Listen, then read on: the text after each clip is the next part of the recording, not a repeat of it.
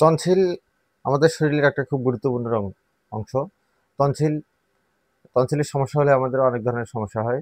Tonsil আমাদের হচ্ছে গলার দুপাশে দুটো মাংসপিণ্ড। এই টনসিলের কাজ হচ্ছে আমরা শ্বাস প্রশ্বাস নিতে যে জীবাণু বা ব্যাকটেরিয়াগুলো ভেতরে যায় এগুলোকে বাধা প্রদান করে আমাদের শরীরের অ্যান্টিবডিকে ঠিক রাখে।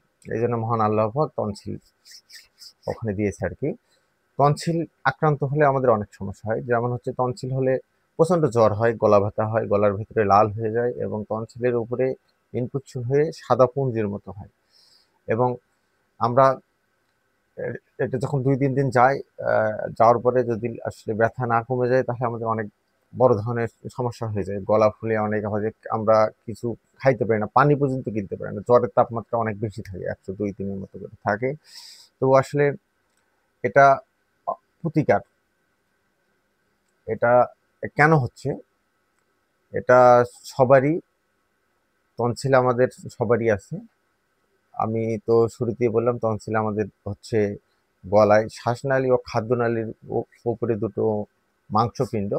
এই মাংসপিণ্ড আমাদের ভেতরে আমরা যে শ্বাস নিতে বা কথা বলতে মুখের ভেতরে যে ব্যাকটেরিয়া ভাইরাসগুলো যায় এগুলোকে আর কি বাধা প্রদান করে। অনেক সময় এগুলো যখন অতিরিক্ত ভাইরাসে আক্রান্ত হয়ে যায় তখন এই টনসিল ফুলে যায়, ফুলে অনেকটা বড় হয়ে যায়। আর হচ্ছে এই সমস্যাটা যদি আমরা সঠিক সময়ে না চিকিৎসা করি তাহলে অনেক বড় ধরনের সমস্যা হতে পারে, এমনকি সার্জারি পর্যন্ত করা লাগতে পারে। তো টনসিল যখন আপনার প্রথমে চাপ দেবে, আপনি তো বুঝবেনই, গলা ব্যথা করবে, কিছু খাইতে পারবে না, প্রচণ্ড জ্বর আসবে, গলার ভেতরে অংশ লাল হয়ে যাবে। অনেক সময় টনসিলে যে মাংসপিণ্ড দুটি এই জীবাণু হয়ে পুঞ্জির মতো সাদা হয়ে যাবে। তো আমাদের এই টনসিল হলে প্রথম ভালো ডাক্তার দিয়ে শনাক্ত করে চিকিৎসা করতে হবে।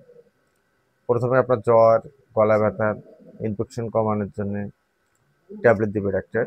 যেমন সাধারণত প্রথম হচ্ছে প্যারাসিটামল খেতে পারে। হুম, গরম পানি দিয়ে লবণ দিয়ে গার্গল করতে হবে। আর যদি সমস্যা খুব বেশি পর্যায়ে চলে যায় তাহলে অবশ্যই একজন ভালো ডাক্তার, অভিজ্ঞ রেজিস্ট্রেন্ট ডাক্তার দেখাতে হবে। আর ইএনটি বিশেষজ্ঞ, নাক কান গলা বিশেষজ্ঞ ডাক্তারকে দেখাতে হবে। আর নাক কান গলা ডাক্তার যখন দেখবে, দেখে যদি আপনার দেখা যায় আসলে আপনার সমস্যাটা জটিল তাহলে অবশ্যই সার্জারির কথা বলবে। আর ম্যাক্সিমাম টনসিল কিছু খাদ্য আমাদের আসলে ঠিকভাবে যদি আমরা খাই তাহলে টনসিলে আসলে কি কি খাবার খাওয়া যাবে? টনসিলে মূলত অ্যালার্জি জাতীয় খাবার খাওয়া যাবে না। অ্যালার্জি জাতীয় খাবার বলতে মাংস খাওয়া যাবে না, যেমন পুঁই শাক খাওয়া যাবে না, কচু, হাঁস, হ্যাঁ, বিভিন্ন খাবার আছে এগুলো খেলে আমাদের আসলে টনসিল চাপ দেবে। এগুলো খাবার থেকে বিরত থাকতে হবে। ঠান্ডা খাওয়া যাবে না, আইসক্রিম, ফ্রিজের জিনিস যেমন কোল্ড ড্রিঙ্কস এগুলো খাওয়া যাবে না। আর একটা, আর হচ্ছে আপনার উম, ঠান্ডা পাওয়া যাবে না। শীতের দিনে অবশ্যই গলায় মাফলার ব্যবহার করবেন। আম, এই আর কি। আর হচ্ছে উম, নিজের শরীরের প্রতি যত্ন নেবেন। আসলে আমার শরীরের প্রতি যদি আমি যত্ন না নেই তাহলে আসলে আমাদের শরীর খারাপ হয়ে যাবে। তো সবার ক্ষেত্রে একটা কথা বলবো লাস্টে, আপনারা অবশ্যই একজন ভালো ডাক্তার দিয়ে ট্রিটমেন্ট নেবেন, ভালো সাজেশন নেবেন। আর সবাই ভালো থাকবেন। আমি মোহাম্মদ আনিসুর রহমান সরকার, ডিপ্লোমা মেডিকেল অ্যাসিস্ট্যান্ট,